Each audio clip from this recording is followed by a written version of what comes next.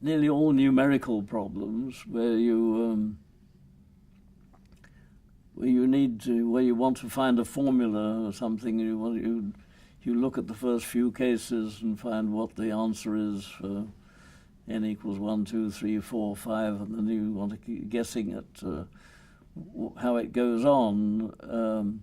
That many times you look at a sequence and there seems to be an obvious pattern to the sequence, and sometimes that is the right pattern, and sometimes it isn't. The pattern breaks down after a bit. I christened this the strong law of small numbers, because if the numbers are not very large, then it's probably fairly easy to see a pattern in them. But that's only because the first few numbers, there are only the first few numbers, and if you write down half a dozen numbers less than 20, there's quite a good chance that you'll see some sort of pattern in them. But in fact, they may just be random numbers and so on. So that I expounded this as being that there are not enough small numbers to carry out the many tasks that are demanded of them. And this caught on. And in fact, as I was going to say earlier, that there was some suggestion that I take over from Martin Gardner when he gave up writing his column, and in fact I did write one guest column, but you can't see that I have, because Martin Gardner just completely re-edited it and just attributed it to me, but it was still Martin Gardner's writing. In fact, Flanagan and Peel wouldn't buy me as Martin Gardner's successor, which is a good thing, because, as I say, you can't follow Martin Gardner, for one thing, and I was only 4 years younger than he, so that they would probably have to start looking for somebody else immediately, even if they had taken me on. One example that actually it was sent to me by Donald Knuth from Euler's work. He wrote down the central trinomial coefficient. That is like Pascal's triangle, except it's not the expansion of a plus b to the nth, it's the expansion of a plus b plus c to the nth.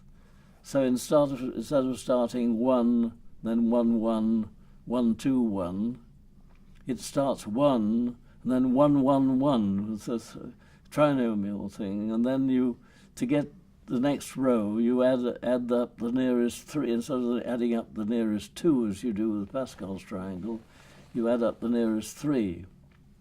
Well, if you look at the central trinomial coefficients,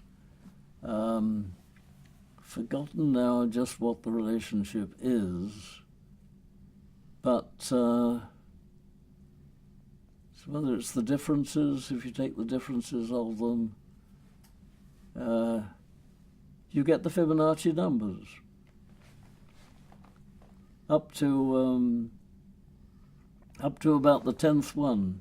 Then it breaks down, and Euler was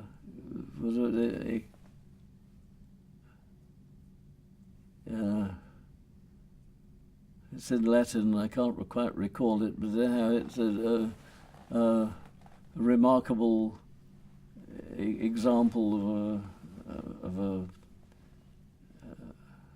not of a mistake, but I wish I could remember the Latin phrase, because it just says it. Anyhow, Euler just remarked how this goes wrong and left it at that. And I showed this to George Andrews, who's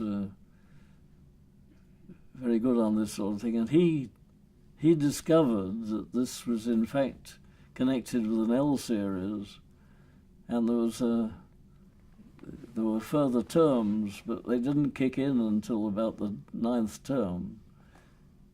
And so these numbers, they did form the right pattern, but you had to modify it as you went on, and that is a very good example of the strong law of small numbers, is that the numbers were so small they had to resemble the Fibonacci numbers for so far, because those were the only numbers that were available.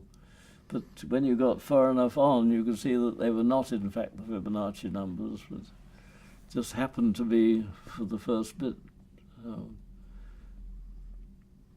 I mean, there must be lots of things that you count, and there are 1, 2, 3 of them in the first 3 cases, but that doesn't mean to say they're going to be 4 in the next case. In the great majority of research problems in mathematics, you're in this dilemma, is that you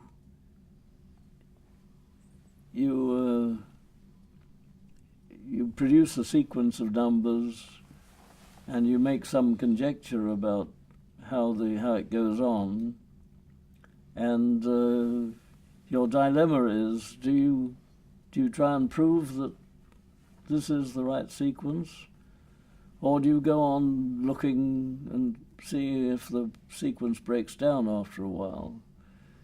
Of course, with computers nowadays, we can go much further, and you can settle these things more definitely, more there. But